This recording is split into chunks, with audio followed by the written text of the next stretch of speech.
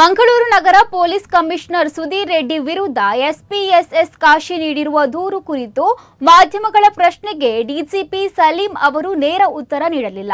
ಆದರೆ 1 ವರ್ಷದಿಂದ ಮಂಗಳೂರು ನಗರದಲ್ಲಿ ಶಾಂತಿ ಸುವ್ಯವಸ್ಥೆ ನೆಲೆಸಿದೆ, ಅದು ಮುಂದುವರಿಯಬೇಕು ಎಂದು ಉತ್ತರಿಸಿದ್ದಾರೆ.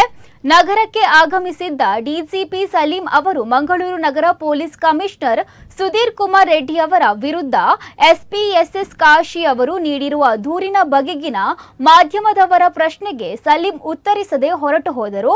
ಮಂಗಳೂರು ಪೊಲೀಸ್ ಕಮಿಷನರ್ ಕಚೇರಿಯಲ್ಲಿ ಪೊಲೀಸ್ ಪ್ರಗತಿ ಪರಿಶೀಲನೆ ಸಭೆ ನಡೆಸಿದ ಬಳಿಕ ಮಾತನಾಡಿದ ಅವರು, ಮಂಗಳೂರು ನಗರ ಪೊಲೀಸ್ ಕಮಿಷನರ್ ವ್ಯಾಪ್ತಿ ಹಾಗೂ ದಕ್ಷಿಣ ಕನ್ನಡ ಜಿಲ್ಲೆಯ ಪೊಲೀಸ್ ಪ್ರಗತಿ ಪರಿಶೀಲನಾ ಸಭೆ ನಡೆಸಿದ್ದೇನೆ. ಕಳೆದ 1 ವರ್ಷದಿಂದ ಇಲ್ಲಿ ಕಾನೂನು ಸುವ್ಯವಸ್ಥೆ ಉತ್ತಮವಾಗಿದೆ, ಇದನ್ನೇ ಮುಂದುವರಿಸಿಕೊಂಡು ಹೋಗಿ ಎಂದು ಹೇಳಿದ್ದೇನೆ ಎಂದರು. ಉತ್ತರ ಕರ್ನಾಟಕ ಭಾಗದ ಪೊಲೀಸ್ ಸಿಬ್ಬಂದಿ ಹಾಗೂ ಅವರ ಕುಟುಂಬ ವರ್ಗಾವಣೆ ವಿಚಾರದಲ್ಲಿ ತಮಗೆ ಮನವಿಯನ್ನ ನೀಡಿದ್ದೀರಿ. ಈ ಬಗ್ಗೆ ಪ್ರಗತಿ ಪರಿಶೀಲನಾ ಸಭೆಯಲ್ಲಿ ಚರ್ಚೆ ಮಾಡಲಾಗಿದೆ. 15% ಹಂತ ಹಂತವಾಗಿ ವರ್ಗಾವಣೆ ಮಾಡಲಾಗುತ್ತದೆ ಎಂದು ಡಿಜಿಪಿ ಸಲೀಂ ಹೇಳಿದ್ದಾರೆ. ಸುವ್ಯವಸ್ಥೆ ಬಹಳ ಚೆನ್ನಾಗಿದೆ ರಾಷ್ಟ್ರ ವಲಯದಿಂದ. ಮುಂದಿನ ದಿನಗಳಲ್ಲೂ ಸಹ ಇದೇ ರೀತಿ ಏನು ಒಳ್ಳೆ ಕೆಲಸ ಆಯಿತು ನಗರ ಪೊಲೀಸ್ ಕಮಿಷನರ್ ಮತ್ತು ಬೇರೆ ಅಧಿಕಾರಿಗಳು ಮಾಡ್ತಾ ಇದ್ದಾರೆ, ಮುಂದುವರಿಸಬೇಕು ಅಂತ.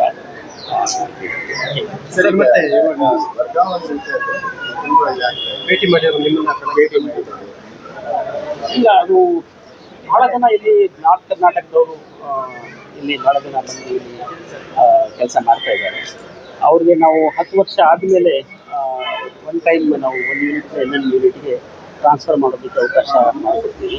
ಅದರ ಗೌರ್ಮೆಂಟ್ ಪ್ರಕಾರ ಅದರ ಪ್ರಕಾರ ಯಾರು ಕಂಪ್ಲೀಟ್ ಮಾಡ್ತಾರೆ ಅಂದರೆ ಹಂತ ಹಂತವಾಗಿ, ಯಾಕಂದರೆ ಇಲ್ಲಿ ಕೆಲಸ ಹಾಕ್ತಾರೆ ಮತ್ತು 15% ಜಾಸ್ತಿ ವೇಕೆನ್ಸಿ ಆಗ್ತಾರೆ.